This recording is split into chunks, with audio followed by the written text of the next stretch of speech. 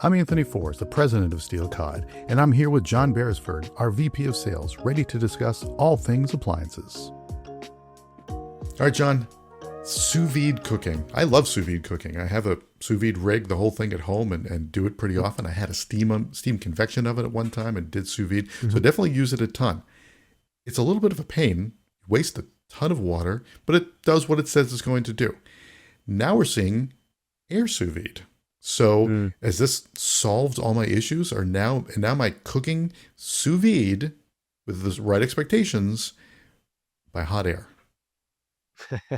No, you're not. And look, it doesn't mean that it's bad technology, okay? This is one of those situations where the feature isn't really the problem at all. It's a good feature, So it's not the technology. It's actually, if I could blame anything on it, I blame the name.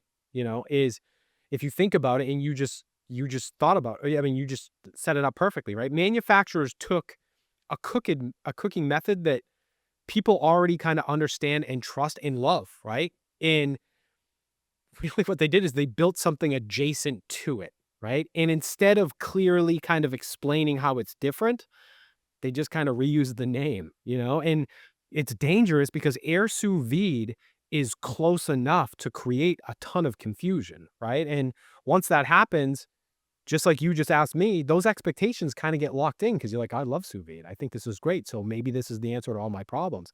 And the problem is you make all those decisions for yourself and kind of lock yourself into this before anybody explains what's actually different here, right? And what's changed. So let's be clear about what this feature actually is, okay?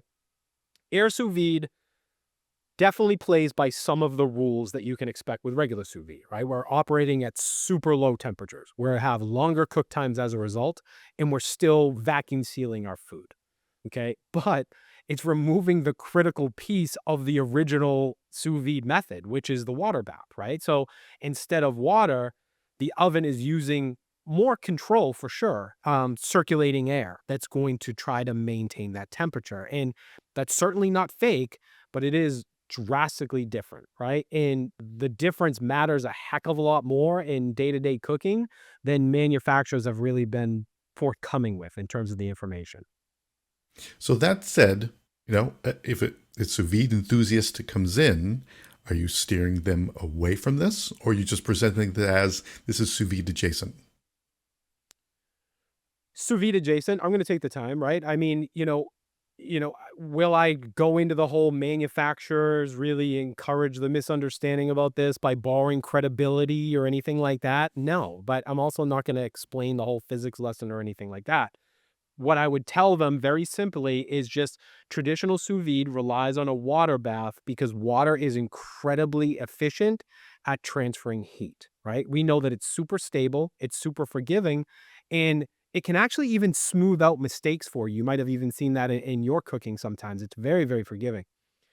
But air doesn't behave that way. We know that, right? So even with the precise controls that are out there today, air just in and of itself introduces much tighter margins and more sensitivity to placement and just less forgiveness overall. So air sous vide can deliver very good results, but it cannot replicate traditional sous vide results consistently enough, right? And that's just the reality of the situation there. So that's really how we're talking about it. So you know, air sous vide is still a useful feature. So I don't want it to get trashed. I don't want it to get forgotten about, right? We're removing water baths.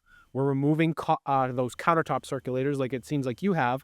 We're removing that whole setup friction that comes along with all of that too, right? And it fits into an oven workflow that everybody already understands and is super familiar with. So, you know, I think that it needs to just be sure that it's judged on its own, right? If it's judged against the wrong standard, it's going to feel like a letdown, but it is working as it was designed, right? I mean, it's not failing at all. It's really the comparison that we allow into the conversation is really what's leading to the failure of the feature, right?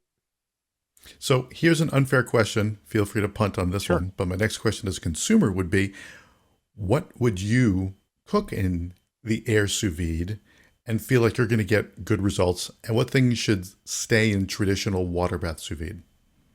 Okay, this is fair because I would tell you that there isn't anything that air sous vide can't cook for you that a traditional water bath can't. But the expectation is you're not going to get exactly the same results.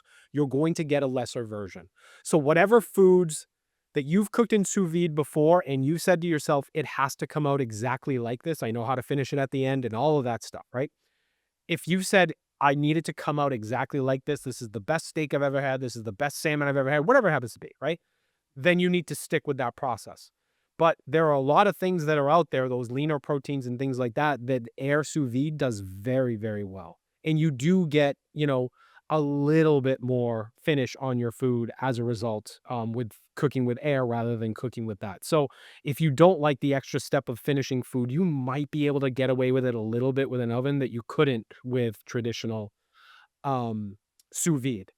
So really, I mean, it's probably a cop-out answer for you, but it's an honest one, is that, if you've used sous vide before and you said this is absolutely, like, your steakhouse, local steakhouse cooks their steak that way and you want to replicate that, you can't do it in air sous vide. But if you want a really good version of what you cook on a regular basis, it's going to perform very, very well. Because again, we're still running at true low temperature ranges, right? We're still vacuum sealing, which means we're locking in all of that flavor.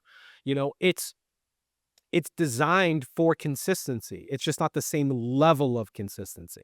While it's not traditional sous vide, it's still fantastic. It's going to be better than food that you cook in a traditional oven, right? Whether you're using convection or no convection or roasting or broiling or whatever you're doing, it's still going to give you a better version of that. So the feature still has a ton of value. It's not a gimmick and it shouldn't be treated as that, right? I mean, it's just a feature that I think probably just got named a little bit too confidently and probably on top of that got explained a little bit too loosely.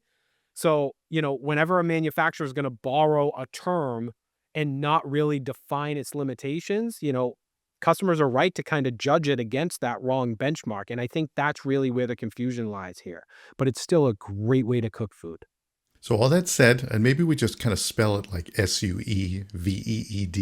So we say it's There's just gotta be something pronounced the different we same. can It's do. not the actual Help same it thing. along. Who do you feel Yeah. like is doing this well? LG. I think LG does a really good job because I think, and they can correct me if I'm wrong on this, but I think it runs at the lowest sous vide temperature. I think they're at 100. I think the other guys that are out there run a little bit above that, like maybe that 115-ish range. I could be wrong on that. We're still requiring vacuum sealing. There are some that are out there that are telling that you don't even have to vacuum seal anymore, which is patently false. That doesn't work. And then, it's a really good, the thing that I love about LG is that they designed it around consistency. They're telling you, right, hey, there's no shortcuts when you want to cook this way, right? You have to follow these rules exactly to get these results. So I like that they're very explicit about the way that they brought this to market. But in terms of performance, I think because you can get to slightly lower temperature range there than the other guys, I think it puts them a half a step ahead. But I love when a manufacturer comes out and is honest about, hey, listen, there is no shortcuts here. You have to follow this precisely in order to get whatever level of results that you're looking for. So while it's still not traditional sous vide, I think they do a really good job. We drop a new episode every day of the week, including weekends. Don't forget to rate and subscribe wherever you listen to podcasts.